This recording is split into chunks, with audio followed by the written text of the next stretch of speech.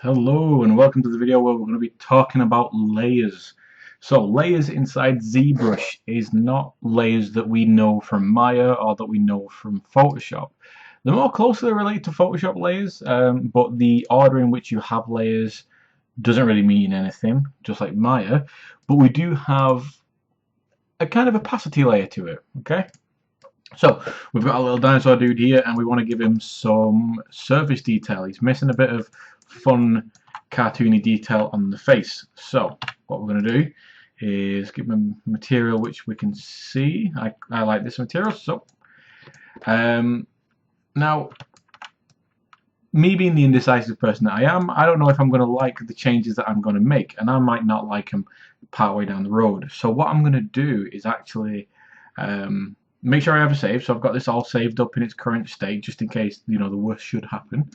But I'm going to basically sculpt in details and then use the layers to push them forward, bring them back, and I'll show you what layers do.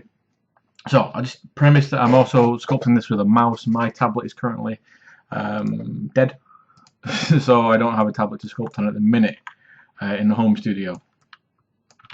Ooh. Just reset all my brushes. There we go. So grab my clay build up. And what I'm going to do is I'm going to give him some nostrils first. Well, before I do that, what I'm going to do is come over to the right and I'm going to find the layers tab. So I've got the layers here. Drop that down. You can see we've got a few little empty stacks here. Now, what a layer, like I said, is it's a little bit like Photoshop. So I'm going to activate a layer by pressing this little button here. So we've got a new layer here, and then we've got this like rec under a dot, and that's recording. And essentially what it's doing is recording all my detail I'm going to be putting in, and then I can choose to do some pretty cool stuff with it later on. So I'm going to start by just sculpting in some nostrils. Just bring that intensity down a little bit.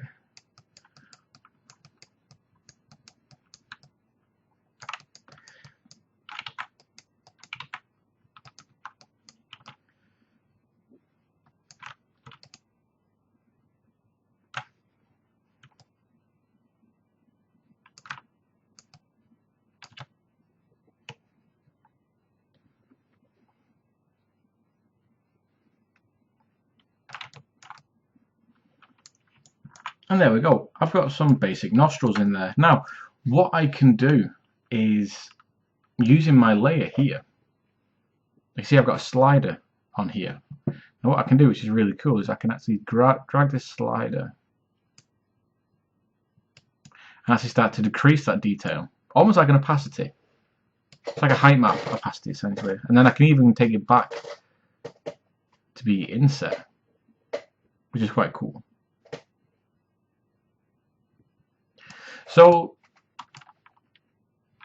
that's looking okay. I kind of want to work on it a little bit more, but if I try and go back and work on it, it's going to give me this message. So it's saying message deformed. You can see what it says there. That's basically saying that it's not recording anything. So if I go back to this layer, I've got an eye, which is basically the on-off. I can turn it on, turn it off. Or I've got the little dot here, which turns it back to record. And then I can come in and start doing stuff again. Again, I can switch tools as well. So maybe I want the move tool. Start using the move tool as well. Maybe start making some ridges. So all this fun stuff I can do. And then I can see how that looks. So I'm quite happy with that. But maybe I want to put actually some like scales or some lizardy kind of detail. So I'm going to leave that layer as it is. I'm not going to do anything with that layer. I'm going to make a new one. And I'm going to just change my tool settings a little bit. Let's go for clay buildup because I want it nice and sharp. And then I'm going to do a drag drop. And then I'm going to change it to a nice kind of scaly. Where's my scale? Scale. Right there. Like that. So maybe I want to put some detail on here. Ooh. Like that. Or even maybe if I swap this to the spray.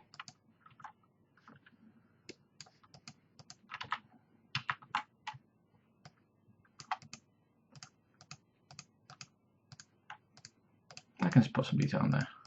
Now, I'm going to get a bit carried away. I'm going to get that excited about what I'm doing, and I'm going to be like, yeah, that looks really good. Oh, but actually, you know what? It doesn't look really good. It's getting a little bit kind of messy in places.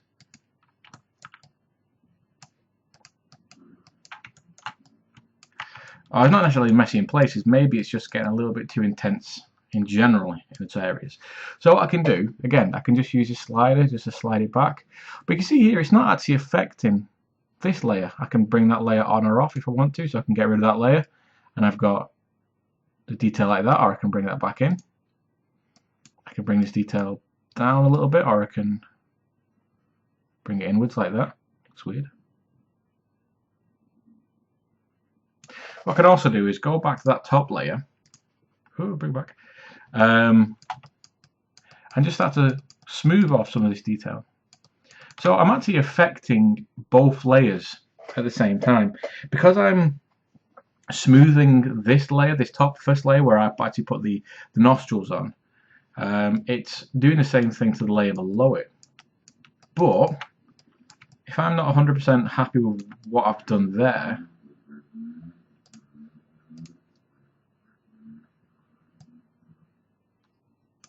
I've still not lost that really grainy detail inside there.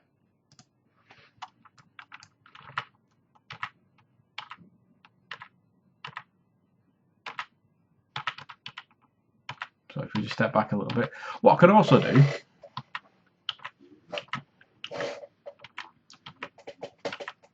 is I can make a new layer, but I'm going to put this at the very top.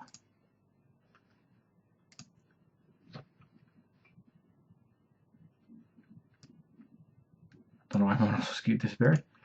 Yeah, I'm going to put it at the very top, and then I'm going to smooth this. Oh, there we go. Then I'm going to smooth this like I did before. Now, I've started to separate my different layers. So I've got one layer which is my nostrils. I've got another layer which is the scales, and then I've got another layer which is me knocking back the strength of the scales. So maybe in some areas like up here, I want that really kind of like strong scale. And then maybe here I want to just chill it out a little bit. So I can pull that back. And then if I find that maybe, ooh, you know what, over everything I've kind of gone a little bit too intense, I can just drag that back a little bit. You know, I can just introduce some of that detail back in. Now this is super, super strong. Because I'm able to basically, if I'm very careful and I understand how these layers are working, I can have a layer which is, well, let's name it. So I can have a smooth layer. And then I've got the nose layer. And then I've got the scale layer. And I can go back and I can re-record on some of these and I can do other stuff. You know, I've got really, really dynamic working ways of working on this. And it's really, really fun. And if I think like, oh, you know what, all this is looking super, super cool at the minute, with the smoothing, with the nose, with the scale, I'm happy about that. What I want to do is I still want to keep all these together. But I want all these on like their own slider. So I'm going to merge down everything so that they are in fact all on their own slider. And then from here I can start adding in even more detail, so a new layer. So I'm going to put that to the top again. And here I might do some form of too intense. Maybe jamming in some quite dinosaur or dragon-esque bridges.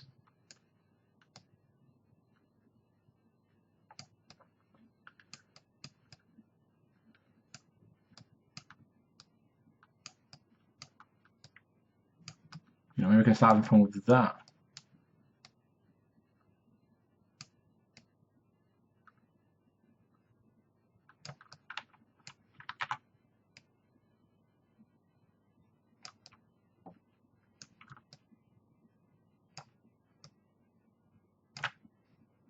And then from there I can start messing with the levels in which I've put them on. So maybe I can just bring back the subtlety a little bit, make it a little bit more subtle, and I'm happy with that. So I'm going to bake that down into that layer.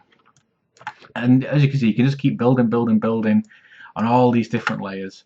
And you can, if you wanted to, jump back to another layer. Unfortunately, it's not quite that simple. So as soon as you merge another layer, if you're quick enough, you can go back and Control Z back and unsplit the layers. But if you start really kind of going hell for leather into this, you're going to lose that layer.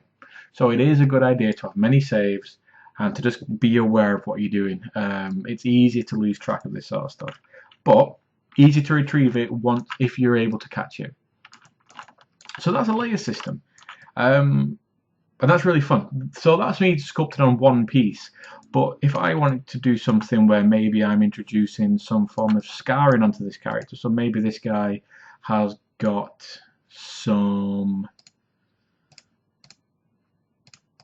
battle damage. I mean, he doesn't look like this sort of creature that would get a lot of battle damage, but let me just do something.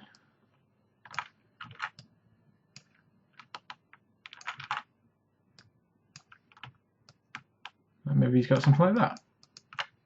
He's got a little bit of damage down there. We can save that out as a normal map, and then, oh, well, you know what, maybe I don't like that, so I'm going to delete that mesh. But I've got this normal map saved, because if I'm taking this to a low poly model, this detail will never appear on that low poly model, only on the high poly. So I can I can just hide that layer altogether, which is probably the most safe thing to do. I can say like, oh, I'm not really a fan of that layer, but what I'm going to do, I'm going to keep it and make a new layer.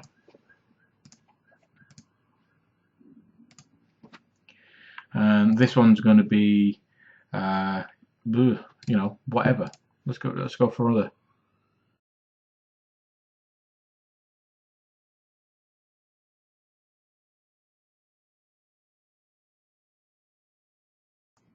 Okay, so maybe I'm doing something like that, and that's a second variation. Say, okay, yeah, maybe I'm a bit happy with that one. I will save that, hide it, or you know what? Let's blend these together.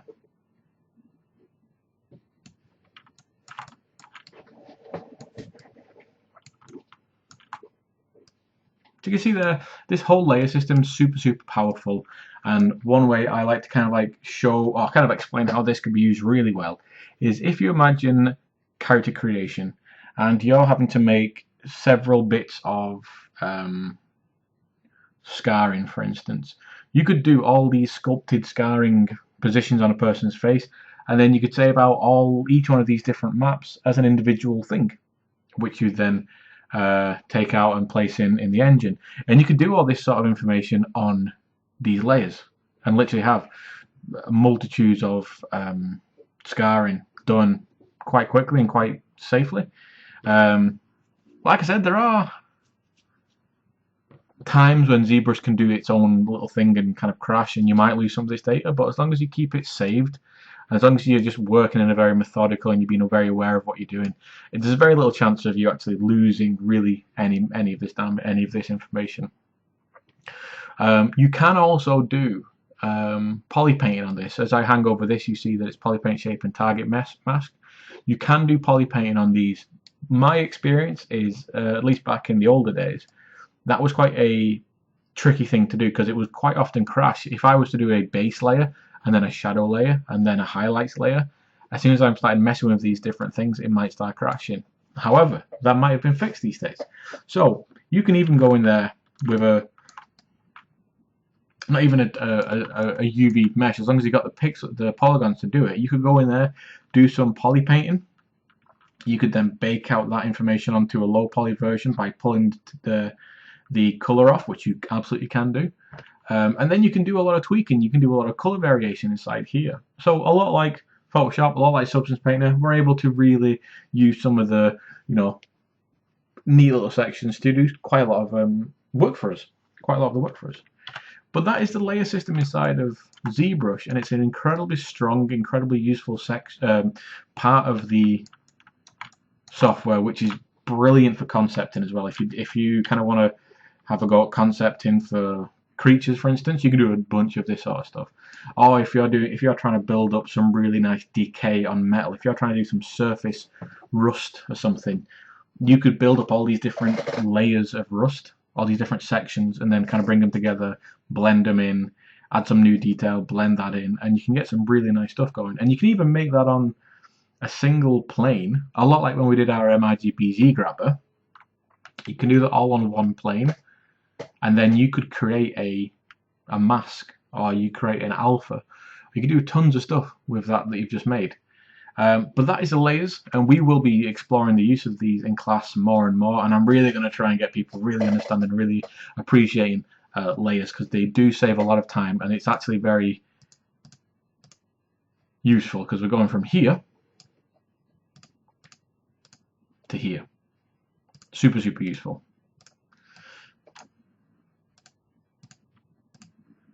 And if we're not happy with it, we can just delete it. You know, we're never sold into it. Or if we think it's a little bit too much, we can just blend it back a little bit. We're never absolutely stuck with anything we've made the choices of. You know, we're always able to, if we're working in the right kind of flow, we're always able to make decisions later on. Okay, cool. Well, that was a layer system.